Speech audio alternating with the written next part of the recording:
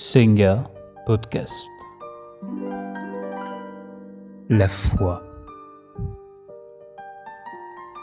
Le livre des Hébreux définit la foi comme étant une ferme assurance des choses qu'on espère, une démonstration de celles qu'on ne voit pas.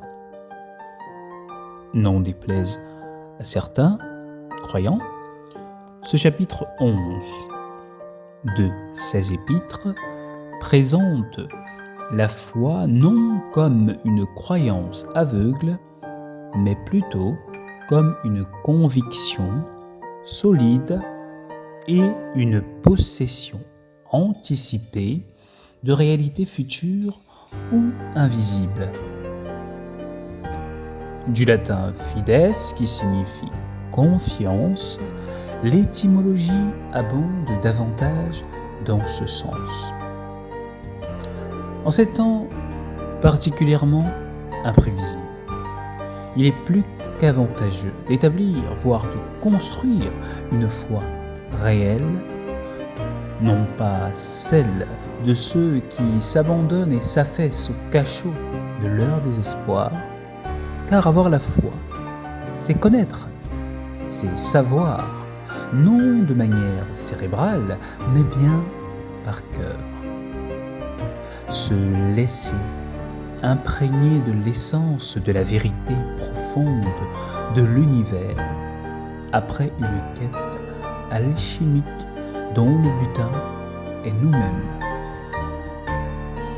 Ainsi, la foi n'est pas un décret, mais une transformation qui possède en son sein l'infini.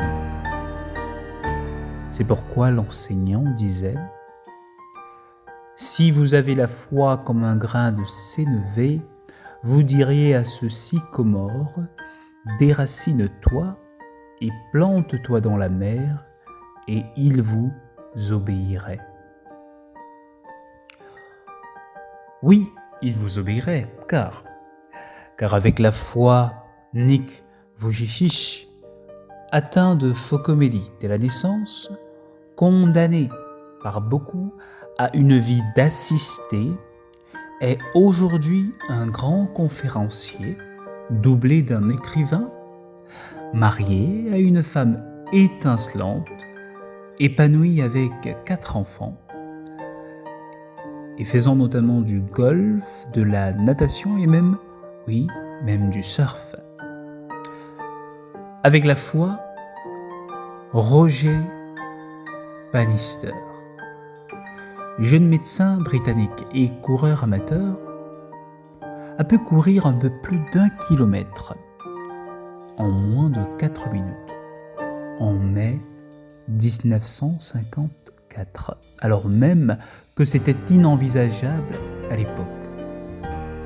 Autre exemple avec la foi, Harriet Tubman, 1849, s'évade de l'esclavage qu'elle subissait dans le sud des États-Unis d'Amérique, emmenant avec elle des centaines d'autres esclaves au cours de 19 tentatives au péril de sa vie, toutes menées à bien.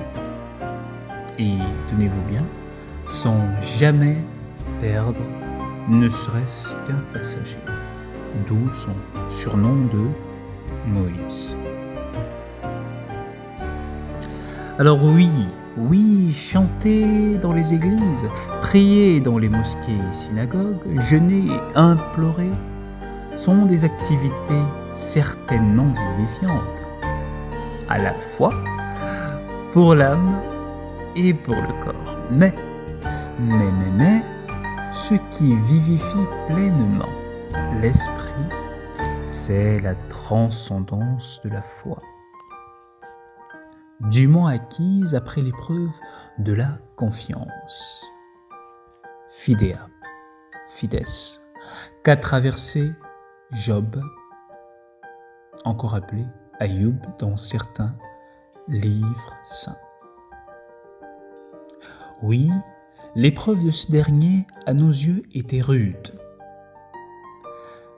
mais elle était bel et bien à sa portée.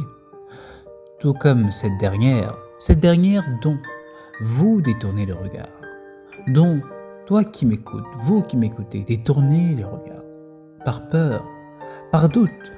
Oui, cette épreuve est à votre portée.